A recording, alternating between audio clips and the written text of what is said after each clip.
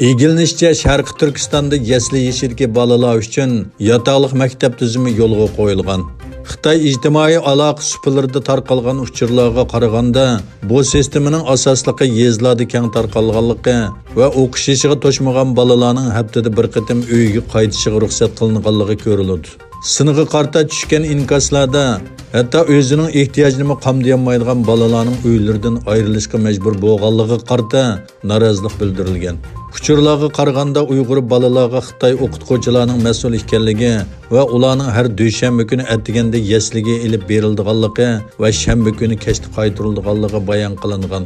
Xitoyning Sharq Turkistondagi mushunga o'xshash tuzumlari ilgari to'liq o'rta maktab va to'liqsiz o'rta maktablarda qo'llanilgan bo'lib, oxirgi maqsad Uyg'urlarni xitoylashtirish va zavodlarda majburiy emgak silinayotgan ota-onalarning bolalarining egichaqsiz qolmaganligidek saxta sahna hozirlash deb qaralmoqda.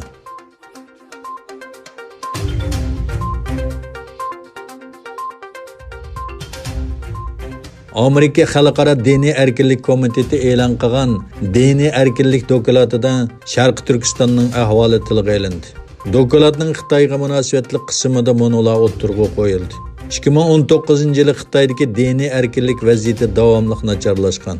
Xitoy hukumati chiroy tonish va sunniy idroq qatorliq yuqori texnikalik nazorat sistemasi o'rnatish orqali oz sonli millat diniy guruhlarini nazorat qilmoqda.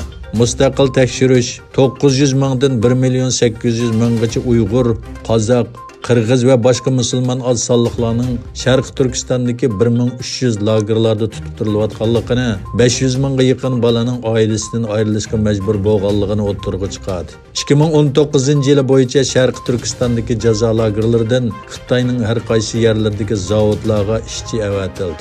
Minglagan masjid va arabcha belgilar doiralar tarafidan vayron qilindi. Amerika Xalqaro diniy erkinlik komiteti, ya'ni Tashqi ishlar ministerligini ibodat erkinligi nachar Hindistonni qora tizimlikka kirgizishga chaqirdi.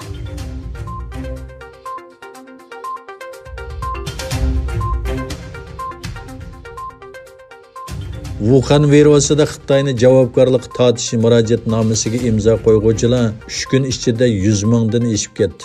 Murojaatnomani Amerikaning sobiq Birlashgan Davlatlar Tashkiloti elchisi Nikki Haley qurib chiqqan.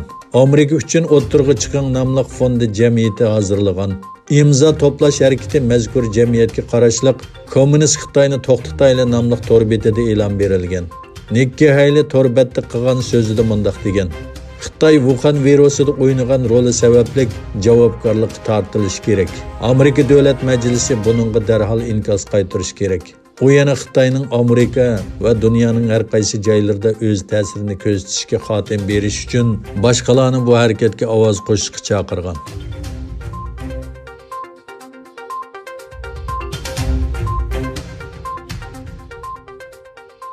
Xitoy Hindistonning yangi tipdagi Wuhan virusini tekshirish uchun zakaz qilgan tez sinaq uskunalarni xatolik farqining cho'ng ekanligi sababli amaldan qoldirganligiga qarata norozilik bildirdi. Xitoyning yangi Dehlidagi bosh elchixonasi mundaq dedi: Biz Hindiston tibbiy tadqiqot kengashining qarori va baholash natijasiga qarata qattiq andishimizni o'tirg'i qo'yamiz. Hindiston Sahiyya ministerligi tibbiy tadqiqot kengashining talabiga binoan iqtidor masalasi sababidan Xitoydan ta'minlangan antitelalarni tez suratda tekshirish uskunalarining zakasini bekor qiladiganligini e'lon qilgan edi.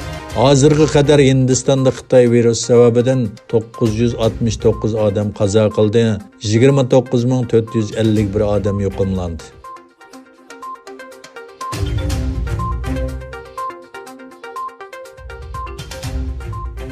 Amerika Tashqi ishlar ministri Mike Pompeo Xitoy virusiga qarshi kurashda tibbiy aslaha yordam qilganligi uchun Turkiyaga rahmat aytib, Amerika xalqi do'stliginglar, hamkorliginglar va qo'llashinglardan minnatdor dedi. Pompeo Turkiyadan Amerikaga tibbiy yordamlarni olib borgan harbiy aeroplanning Washington atrofidagi Androvis havo bazasiga qo'nganligi rasmini Twitter hisobida e'lon qildi. Erdo'g'anning buyrug'i bilan Turkiya qurolli qismlarining Amerikaga avatilgan tibbiy yordam ashyolari besilgan A400M tipli harbiy yuk aeroplani kech soat 17:30 minut atrofida poytaxt Washington atrofidagi Andrews havo armiya bazasiga qo'ngan. Tibbiy buyumlar orasida 500 ming maska, 2000 litr dezinfeksiya dorisi, 500 yuz qo'g'dig'uchi, 400 dona N95 tiplik maska va 1500 bexatarlik ko'zoynagi borligi xabar qilindi.